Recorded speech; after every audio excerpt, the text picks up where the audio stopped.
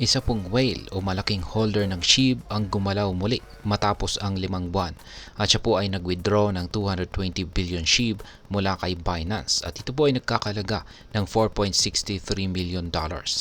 Kaya sa video na ito ay pag-uusapan po natin ang mga detalye ng transaction na ito at kung ano po ang epekto nito sa presyo ni SHIB.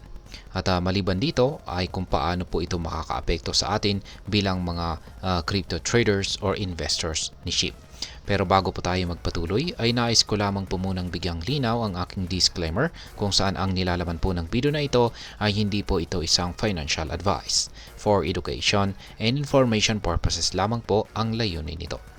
Ano nga bang nangyari sa whale na ito?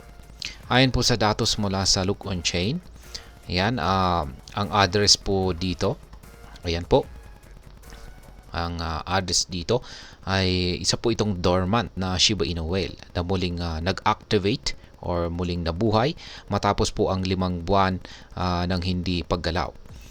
Ang whale na ito ay nag-withdraw po ng 220 billion SHIB mula kay Binance na may kabuang halaga na $4.63 million.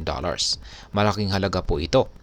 Pero bago pa man ang withdrawal na ito ay nakitaan na ng activity ang address noong 146 hanggang 151 days na nakalipas. Kung saan ay tumanggap po ito ng halos 130 billion na amount ng SHIB. Ngayon ay bakit po importante ang mga whales sa cryptocurrency? Sa mundo ng crypto, ang mga whales ay mga holders. Holders po ng napakalaging halaga ng isang token tulad po ng SHIB. Ang bawat galaw po nila ay maaaring magdulot po kasi ng malaking epekto sa presyo.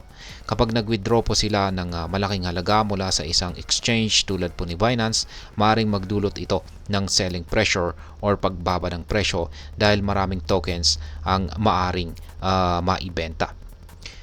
Ngayon ay paano nakakaapekto ang outflows sa presyo naman ni SHIB? Ayon po sa datos mula sa Into the Block, ang outflows mula sa mga large holders ng SHIB ay tumaas ng malaki. Sa nakarang linggo ay nakapagtala po ng 627.85% na pagtaas sa outflows at sa nakarang buwan naman ay 121.61%.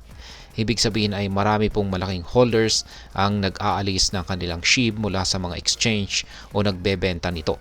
Ang ganito pong trend ay nagpapakita ng pagbaba ng kumpiyansa sa token o posibleng paglipat ng pondo sa ibang investment. Ngayon ay ano na po ang kalagayan ng presyo ni Shiba Inu ngayon? Nitong nakalipas po na buwan ng December ay bumaba ang presyo ni SHIB ng 25%. Kahit na nagkaroon po ng 5% na pag-angat sa nakaraang 24 oras, hindi pa rin sapat ito upang makabawi mula sa mga pagkalugi. Sa loob po ng 2 linggo ay bumagsak ito ng 7.7% kung saan ay isang malinaw na indikasyon ng bearish trend o patuloy na pagbaba ng presyo. Ngayon ay ano po ang papel naman ng Shiba Inu burn efforts? Ang Shiba Inu community ay hindi po nagpapabaya sa kanilang pagsisikap na mabawasan ang kabuang supply ni SHIB sa pamamagitan po ito ng token burn. Nitong taong 2024 ay nakapag-burn po ang community ng 44.6 billion SHIB kung saan ay may halagang halos $991,090. Sa nitong December lamang ay 2.67 billion SHIB ang nasunog sa pamamagitan po ng 143 na transactions. Ang layunin po ng burning na ito ay bawasan ang supply upang posibleng tumaas ang presyo ni SHIB sa hinaharap.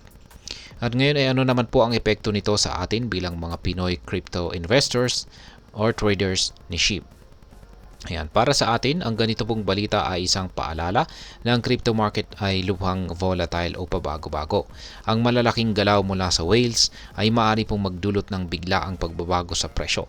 Kung nag-i-invest ka po kay SHIB o anumang crypto, mahalagang bantayan ang galaw ng mga malalaking holders at ang kabuang trend ng market.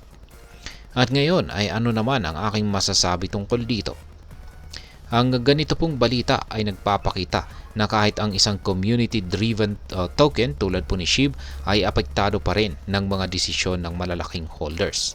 Malaga ang pag-aaral at maingat na pagdidesisyon bago po mag-invest. At sa huli, ang disiplina at tamang impormasyon ang magiging sandata natin upang magtagumpay dito sa mundo ng crypto. At ayan, hanggang dito na lamang po tayo sa video na ito mga ka-crypto. Sana po ay inyong nagustuhan ang aking paliwanag sa video na ito. Kung inyo po itong nagustuhan, pakiclick lamang po ang like button nito. Marami pong salamat sa panonood, ingat po tayo lagi at God bless po sa ating lahat.